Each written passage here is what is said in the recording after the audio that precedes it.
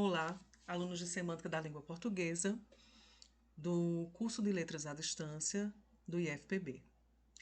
Hoje nós vamos conversar sobre a nossa primeira aula da disciplina, que é intitulada A Origem da Ciência dos Significados e sua Evolução Histórica.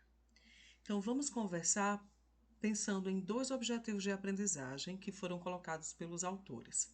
O primeiro é reconhecer a ciência que trata das relações de sentido e de significação na nossa língua, né? Na nossa língua portuguesa. E o segundo objetivo é identificar o percurso do significado a partir dos princípios teóricos da semântica em suas várias acepções. Vamos lá. Na apresentação da aula, os autores falam sobre a importância de relembrar uma discussão já iniciada na disciplina de Linguística 2, quando houve uma apresentação inicial da semântica, obviamente de uma forma mais superficial, mas já se tocou em alguns pontos que serão importantes para a gente caminhar, digamos assim, nesse aprendizado, né? Os autores informam que breves leituras, né, sobre os estudos de Fernando Saussure, seguidos pelo caminho do plano da expressão até o plano do conteúdo, né, já foram observados, porém aqui a gente também vai retomar de alguma forma e vai ampliar pensando mais nessa questão, né, desse caminho. A origem dessa ciência também vai ser alvo, né, dessa primeira aula, buscando demonstrar como é que ela inicia, né, como é que se iniciam os estudos pensando nos sentidos e na significação das palavras, e pensar também as atuais teorias, considerando alguns dos caminhos, né, da tradição semântica. Por fim, observar também que essa ciência é uma ciência que está interligada, né? A questão do signo e do seu conteúdo. Se a gente for pensar na questão lexical, né, na questão do significante e do significado, nós veremos que a semântica está interligada, conforme veremos nas aulas onde trataremos dos aspectos mais práticos mesmo, do uso, né, digamos assim, de como se comporta esses aspectos dentro do texto mesmo, né? Nós vamos verificar que essa ciência ela está interligada, obviamente, com outras áreas do conhecimento que, vez ou outra, nós vamos precisar, sim, né, falar sobre, vamos precisar conversar para poder, nesse diálogo, haver uma compreensão maior sobre o próprio objetivo mesmo da semântica, né? Sobre as suas funções. Então, como já é de se esperar, né? Tudo começa mesmo pela questão do sentido. Então, essa perspectiva de refletir sobre qual o sentido das palavras e tudo mais, os significados posteriormente, vai fazer com que se comece a pensar numa ciência que estude essa parte. E aí temos um trecho, né, lá na aula que eu trouxe aqui para vocês, que diz o seguinte, eu achei interessante a gente começar por ele, porque diz o seguinte: o sentido é um dado tão imediato e fundamental em nossa experiência cotidiana da linguagem que não é admirar reações de espanto diante do surgimento tardio e do estatuto controverso e ainda, digamos que incerto, da ciência chamada semântica, que faz do sentido o seu campo de estudos. Então, o que pensar sobre essa afirmação, né? Então, assim, a importância do sentido na nossa relação com a linguagem, ela é enorme, né? Estamos o tempo inteiro pensando, tentando fazer com que nossa comunicação tenha um sentido, que esse sentido seja apreendido. Por outro lado, também tentando reconhecer os sentidos e, né, tanto no diálogo, nos textos orais, né, em situações orais de comunicação, como nos textos que nós lemos. Então, o sentido de fato é um dado fundamental na nossa experiência cotidiana de linguagem, é nossa experiência através da linguagem. No entanto, os estudos eles são de certa forma, tardios, e mais que isso, nós veremos que eles são de fato controversos. E existem muitas formas de se pensar esse sentido, e, obviamente, várias linhas da semântica que vocês verão que, mesmo estudando alguns fenômenos, né, nós temos linhas diferentes pensando de formas diferentes. O que é muito comum, nós vemos isso em todas as áreas do conhecimento. Porém, no que a gente vê em relação à semântica, é que isso também é pensado e sistematizado de uma forma mais tardia. Então, vamos começar pensando, né? Então, temos uma ciência que estuda os sentidos. Então, vamos pensar que Breal, né, Michel Breal, em 1883, Michel Breal foi, inclusive, um dos professores, né, de Fernando Saussure. Então, o sentido foi visto e reconhecido por ele como um elemento especificamente linguístico, assim como as formas sonoras. Visto dessa forma, o sentido deve ser analisado como um elemento que linguisticamente exerce pressão sobre a compreensão dos fatos que são registrados na linguagem e são registrados pela linguagem. Então, Breal já traz essa questão do sentido pensando na questão linguística. Então, a semântica é uma disciplina linguística que tem por objetivo a descrição das significações próprias às línguas e também em relação à organização teórica. Vamos caminhando. Então, os autores colocam, né, os autores da nossa aula, falam sobre a ideia da semântica enquanto estudo dos sentidos, trazendo aí, destacando os estudos de John Lyons. E aí o que nós temos é o seguinte, né? Os estudos se concentram apenas nas características linguísticas das significações, ignorando aspectos filosóficos ou psicológicos. Ora, essa parte dos sentidos, de você perceber o sentido, né, do mundo que nos cerca e até das palavras, tal, isso era muito colocado já pela filosofia e também retomado pela psicologia. Mas aqui nós estamos pensando em características agora linguísticas. E aí trazendo o estudo dos sentidos, né, mais para a área, de fato, da linguagem. Desse lugar de compreensão, então, a significação seria ativada unicamente pela ideia conceitual que a palavra estaria evocando. Então, não há mais aquela noção da preocupação com o sentido fora da linguagem. Então, eu me preocupo com o que é que a palavra evoca, né? Quais são os múltiplos sentidos, ou um sentido unívoco, dentro dessa questão da palavra. Então, eu vou sempre me guiar pela questão da palavra em si. Mais à frente, a gente tem a ideia, assumida por Guiraud, da semântica enquanto o estudo dos sentidos das palavras. Então, pensando aqui enquanto uma semântica lexical. Então, eu penso nas palavras e em seus sentidos, fazendo sempre a relação entre a matéria linguística, que é a forma, e a sua compreensão. E, obviamente, essa relação depende muito fortemente da significação que é posta nos dicionários, por exemplo.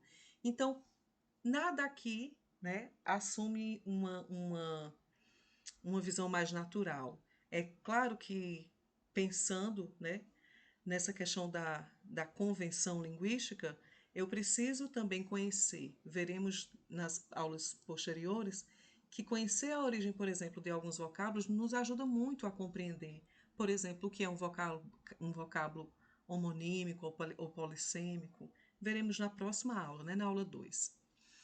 E aí, para Lerá, nós temos a semântica considerada como o estudo do sentido das palavras, mas também das frases, dos enunciados, considerando que as palavras por si só têm um significado, mas que se amplia ou se modifica, né? Ou pode ser percebido de uma forma com várias nuances dentro das frases, dos enunciados nas quais estão postas.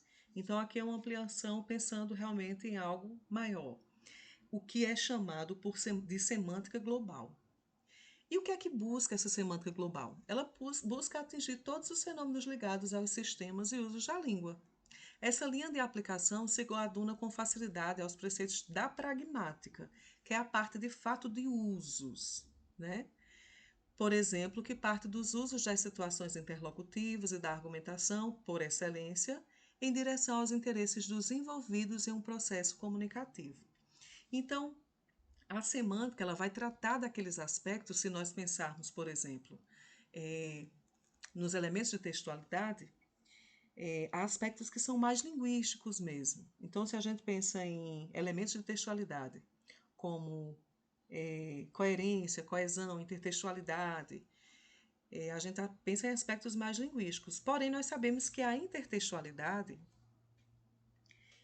perdão, os fatores de textualidade, eles não são formados apenas por fatores linguísticos. Né? Para que um texto seja um texto, o que a gente compreenda enquanto texto, significa enquanto um texto, eu tenho também outros fatores que nós chamamos de fatores extralinguísticos, como a intencionalidade, aceitabilidade, informatividade e situacionabilidade. Então, esses fatores, eles são aqueles fatores que a gente chama de extralinguísticos, porque eles realmente estão nesse contexto maior da produção dos textos. Né? Está mais relacionada a como o texto acontece no dia a dia. Como ele funciona, como esse texto existe, como ele se comporta e se move. Por isso que a gente diz que a pragmática trata da questão dos usos, dos aspectos do uso. Né? Trataria mais desses fatores extralinguísticos. E aí, unida, a gente teria semântica e pragmática, né? Tratando de dois polos, digamos, da questão dos significados. A semântica trazendo essa significação, lembrem, né? Como a ciência dos sentidos da significação de aspectos realmente linguísticos. E a pragmática buscando compreender melhor essa questão do uso mesmo da linguagem. E aqui nós vemos os vários fatores, né? São vários os fatores que são necessários para construir essa relação de sentido no texto. E aí, esses que eu já mencionei, aqui nós podemos ter uma visão, né, mais breve, mas que dá para que a gente possa compreender melhor. Então, o que seria a intencionalidade? Seria a disposição do produtor do texto de se fazer compreender. É o que nós chamamos, né, de uma forma muito simples, claro, de intenção do autor. A aceitabilidade seria a disposição do interlocutor do texto de contribuir para que seja realizado de fato esse projeto comunicativo. Né? E aí a maior disposição, a menor disposição, é claro que vai interferir muito, né, em como esse texto vai fazer ou não sentido. Seria a aceitação do leitor. A situacionalidade diz respeito à relação entre a coerência do texto dentro da situação comunicativa em que ele se concretiza. Ou seja, qual é a situação em que o texto aparece? Por exemplo, às vezes a gente vê uma charge e não consegue compreender bem, aquilo não faz sentido para nós, porque a charge é um gênero textual que está muito ligado às questões atuais, às questões do seu tempo. Então, se tiver uma charge que traga um contexto que você desconhece, provavelmente não vai fazer o efeito de sentido, porque ali está muito ligado, né, a um momento. Então, essa situacionalidade, ela sendo conhecida do leitor, ela vai ajudar muito. Você pode até conseguir fazer alguma leitura, mas sabendo da situacionalidade, esse sentido ele fica, né, imensamente mais significativo. Em relação à informatividade, a gente pode falar sobre a informação mesmo que é contida na mensagem. Ela é maior dependendo da novidade de informações que trazem para o leitor.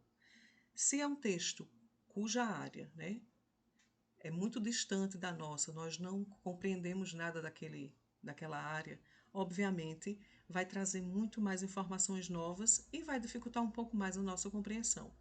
Se são informações mais próximas que a gente já conhece, né, nós teremos mais facilidade. Podemos até aprender, claro, sempre coisas novas, como um filme que você às vezes assiste mais de uma vez e a cada, né, vez que você assiste você traz um novo conhecimento. Porém, o grau, né, vai ser menor. Ela vai ter um grau de informatividade menor, porque você já conhece.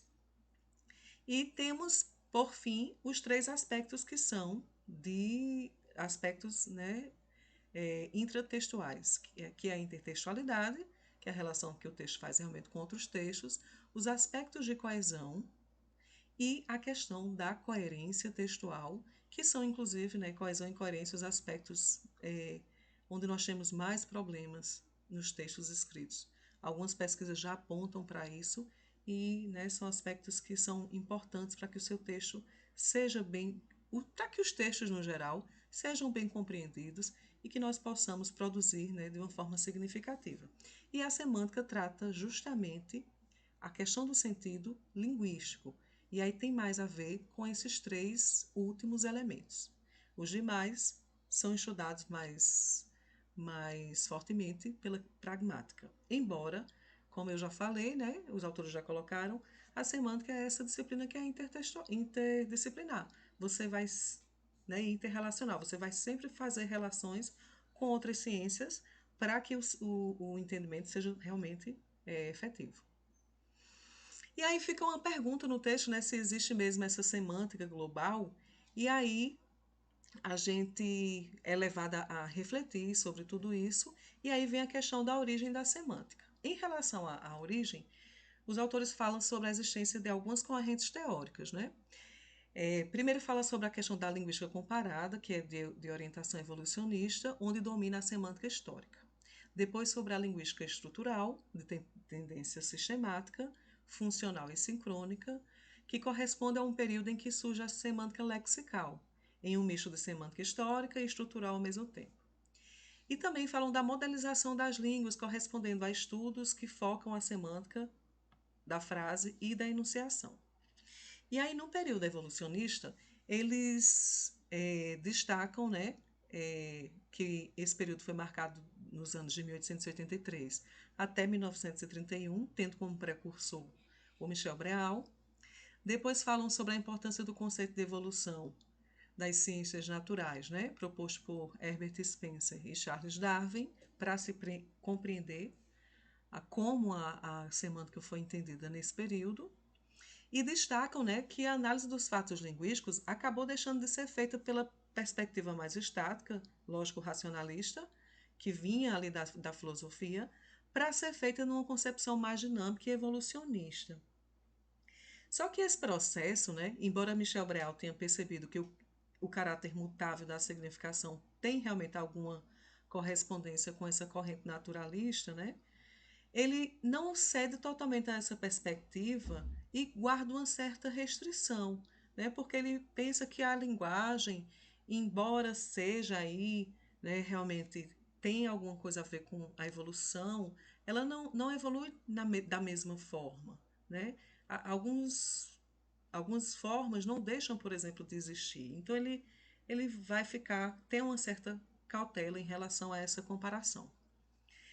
O período evolucionista, né, a gente percebe que estudiosos como Damasteter, ele acabou se convencendo de que assim se deveria proceder à análise dos mistérios semânticos.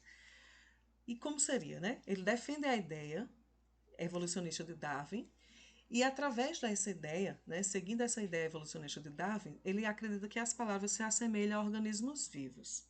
Ou seja, nasce, se modifica e morre sob a ação contraditória de uma força conservadora, revolucionária, de uma corrente vital e de seleção natural. Então, ela estaria totalmente vinculada às ciências naturais. Mas Breal, como eu já coloquei, ele acha que essa vinculação não é totalmente convincente, pois os fatos linguísticos, entre eles, né, a significação, que é o que nos interessa aqui na semântica, eles são regulados por condições constantes. Eles não se trata de algo que, influenciado pelas leis naturais, nascem em algum momento, né? Podem simplesmente desaparecer, de forma alguma. Então, ele acha que ele vai defender o argumento de que a linguagem não possui uma realidade realmente fora da atividade humana. Ela está regida pela vontade humana e não pelo desejo pelo desejo de compreender e de ser compreendido. Ou seja, a compreensão do que nós dizemos e do que nós ouvimos também, né? Porque nós não apenas falamos, mas nós também escutamos, ouvimos. Ela tem a ver com esse esforço que nós empreendemos para encontrar o sentido que determinadas expressões significam para nós. Então existe essa ideia, né? Não, ela só existe essa significação né, dentro da atividade humana. Então, eu preciso compreender que isso está totalmente permeado o meu esforço de fazer aquilo compreender. Então, o sentido só é possível através dessa atividade humana. Logo, não seria possível pensar a semântica, né, essa significação, como um organismo vivo, né, assim como acontece nas ciências naturais. Então, para Breal, o que é que nós temos? As palavras, por exemplo, elas têm capacidade de representar em vários sentidos, né? Não é só que ela não nasce, cresce, enfim, morre, né? Os fatos linguísticos não são assim. Para além disso, eles ainda são polifônicos, né? A linguagem, através das palavras, ela pode significar ainda muitas coisas, né? Então, as semânticas passaria a ser, então, a ciência das significações, porque muitas vezes uma palavra não tem apenas um sentido, né? Um significado, mas seria o estudo dessas significações aí no plural. Então, Dermaster vai definir a ciência das mudanças de significação, vai definir como a ciência das mudanças de significação nas palavras, porque essas significações para ele mudam, né? Vai mudando com o tempo. Para ele, nenhum objeto de estudo científico tem existência a priori, ou seja, há toda uma relação de fenômenos que acabam por constituir fatos linguísticos, os quais serão em algum momento analisados sobre alguma luz teórica. Esta sempre passível, claro, de reformulações e de atualizações. O sentido linguístico não foi eficientemente definido pelos linguistas e semanticistas, e as pesquisas nesse período continuaram a ser feitas à luz do evolucionismo, embora ainda se pretendesse buscar a origem etimológica das palavras e a sua determinação pelo pensamento e pelo uso. Então, o que é que os autores nos trazem, né? Nós temos aí várias formas de pensar a semântica e nós temos essa, digamos assim, à luz do evolucionismo, a teoria do evolucionismo tomou, né, uma certa primazia, mas nós tivemos vários linguistas e semanticistas pensando sobre, né, a ciência da linguagem de formas diferentes, de formas distintas. Então, o que nós vemos é que não existe uma forma única de compreender, né, a semântica, o estudo das significações. Vamos então para a corrente estrutural, que é de tendência sistemática, de tendência também funcional e sincrônica, ou simplesmente chamada de semântica lexical, que compreende o período misto, ou seja, a fase em que concorrem simultaneamente duas linhas de ação, a evolucionista e a diacrônica, ou então a história, né? Que é desenvolvida por Saussure em 1916. Em relação a essa corrente linguística, né, nós temos a formação da semiologia ou semiótica, que entende que a língua é um sistema de signos formados pela união do sentido e da imagem acústica. Essa ciência vai se preocupar com o estudo dos sinais, os quais podem ser naturais ou convencionais. Os primeiros vão se manifestar em forma A, de indícios, que são físicos, como a fumaça, a trovoada, o cheiro e a luz. B, de sintomas fisiológicos, como a dor, a pulsação, a febre, a fome, o suor. Já o signo, né, o signo é algo convencional que pressupõe a existência de uma cultura, antropologicamente falando, já estabelecida, e pode apresentar-se em forma de ícone, de símbolo ou de signo. Vamos pensar sobre eles, né? Já vimos em linguística, né, mas a gente vai retomar só para compreender esse estudo da semântica. Então, sabemos que o ícone ele é imagístico, né?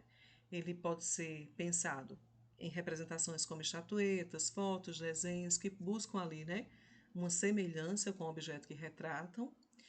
O signo é a própria palavra e o símbolo seria o intermediário entre os dois anteriores, né?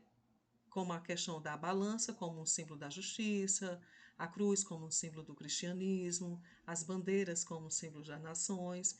Então, se nós retomarmos aqui as ideias de Saussure, a gente pode dizer que na teoria dele o signo é o quê? É a união do sentido e dessa imagem acústica. o que nos permite inferir, que para Saussure o sentido é a mesma coisa que conceito ou ideia. Sendo assim, a gente já conclui aqui que o signo linguístico é uma entidade psíquica de duas faces, semelhante a uma moeda, né? Porque nós temos de um lado o significado, de outro lado o significante. Então, para exemplificar, ao pronunciarmos a palavra carro, né, nós sabemos que imediatamente uma imagem acústica ou um significante, carro, né, ativa nosso conhecimento cultural. E nós imaginamos um automóvel, um veículo que é destinado a transportar pessoas, objetos, animais, entre outras coisas. A gente precisa lembrar que o significante, por não ter nenhum sentido, né, se não associado a uma ideia, tem que estar associado ao significado, se mantém no plano da expressão, que é o que nós estamos estudando, né? O significante, o plano da expressão. E o significado, por sua vez, por traduzir a compreensão de um objeto, de um fenômeno ou de um fato social, se situa no plano do conteúdo, que também estamos estudando, porque nós estamos estudando o sentido, mas o sentido, né, trazido pensando nesse significante, né, a questão lexical. Então, palavra e unidade representacional, né, é algo que a gente precisa deixar bem claro aqui para poder seguir, né, nas próximas aulas, que obviamente a gente vai compreender melhor porque vamos tratar mesmo dessa questão, né, desses elementos textuais que são necessários para que a gente formule bons textos, né, e tudo mais. Então, o signo linguístico é marcado por dois aspectos, que é o da arbitrariedade e também o da linearidade. A arbitrariedade aponta para o fato de que o significante ele é imotivado, né? Ele não tem nenhum laço natural com o significado. Então, é uma convenção, né? Não existe um motivo específico para laço receber aquela, né, o laço receber aquela palavra. É uma convenção que todos acordam na sociedade e a gente sabe, né, que designa algo ou tem mais de uma significação, né? Mas assim, não é algo motivado, é algo realmente arbitrário, não é natural. Então, dessa forma, gente, não há nenhuma obrigatoriedade de uma forma significante representar sempre a mesma ideia ou conceito. E aí a gente pensa em algo, né, plurissignificativo. Isso pode ser ilustrado por algumas formas, né? Como, por exemplo, a palavra charque, que nós utilizamos aqui no Nordeste, né? Para pensar naquela carne, né? Salgada. E jabá, que é um termo comum para se referir ao mesmo objeto, né? Só que em outra região, que é a região norte do Brasil, usando um outro termo, que também é polifônico, porque pode se pensar também, né, em outras significações, que nós trabalharemos na próxima aula. Então, essa corrente linguística estrutural fala também sobre a linearidade do significante, né? E diz que essa parte da linearidade vai se referir à característica que está ligada à condição de descrição do signo linguístico. E isso nos remete à produção de unidades discretas, isto é, os elementos de um enunciado linguístico se posicionam com certa independência, sem variações, o que impulsiona a escolha de um registro em lugar do outro, já que não há meio termo entre as interpretações de um fenômeno ou uma realização linguística. Nesse sentido, a linearidade reside em quê? Na propriedade de se emitir as unidades discretas sucessivamente, sem interrupções e sem direito a superposições. Elas não são coexistentes, elas não são simultâneas e por isso só se emite um fonema de cada vez, ou seja, linearmente.